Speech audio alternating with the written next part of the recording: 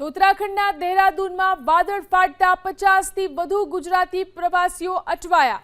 કુદરતી આફતને કારણે પહાડો પરથી માટી ધસી રહી છે, જેથી રસ્તાઓ બંધ થઈ ગયા છે। ગુજરાતના એક પ્રવાસી મૌલિક જાનીએ વિડીયો અપલોડ કરી માહિતી આપી કે રુદ્રપ્રયાગ, દેવપ્રયાગ અને મસૂરી તરફનો દેહરાદૂન જતો તમામ રસ્તા બંધ થઈ ગયા છે। માટી ધસી પડવાને કારણે વાહનોની અવરજવર થંભી ગઈ છે। જે પ્રવાસીઓએ ટેક્સી બુક કરાવી હતી તેમને પણ રસ્તામાં જ અટકાવી દેવાયા છે।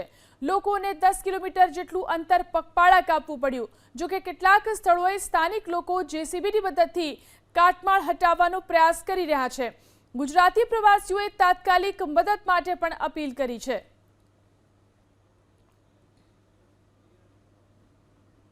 તો ઉત્તરાખંડના દેહરાદૂનમાં વાદળ ફાટતા 50થી વધુ ગુજરાતી પ્રવાસીઓ અટવાયા। કુદરતી આફતને કારણે પહાડો પરથી માટી ધસી રહી છે, જેથી રસ્તાઓ બંધ થઈ ગયા છે।